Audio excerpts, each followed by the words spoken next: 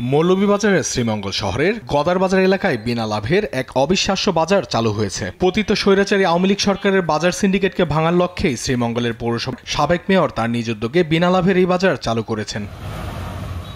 আসছে রমজানকে লক্ষ্য রেখে সাধারণ মানুষকে নিত্য প্রয়োজনীয় পণ্য কিনতে কিছুটা স্বস্তি দিতেই এই বাজার চালু করা হয়েছে। মূলত রমজান মাসে প্রয়োজনীয় পণ্য সামগ্রীর পসরা নিয়ে সাজানো হয়েছে এই বাজার। 5 তারিখের পরে দেশটা অস্থিতিশীল হওয়ার কারণে উনি এসব কিছু নর্মাল স্থিতিশীল আনাত দিয়া তাই বিনা বাজারের লাভ খুলছেন এবং এটা আমাদের দ্বিতীয় শাখা।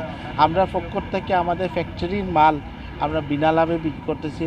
আমরা চাই রমজান মাসে যাতে মানুষ স্বস্তিতে বাজার করতে পারে।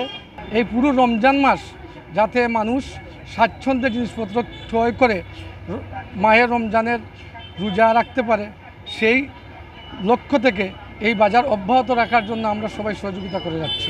বিক্রেতারা জানান, এখানে চাল ডাল তেল থেকে শুরু করে পেঁয়াজ রসুন ও খেজুর সাধারণ বাজার থেকে কেজি প্রতি 5 থেকে 10 টাকা কমে বিক্রি হচ্ছে। কোনো বিনা লাভে, কোনো লাভ ছাড়া মনে করেন আমরা 10 টাকা 15 টাকা কেজিতে কম ওরা পাইতেছে। ওরা মনে করেন এগুলো পাই অনেক খুশি, খুশি দিকে মনে করেন আমরা আলহামদুলিল্লাহ আমরা অনেক খুশি আছি।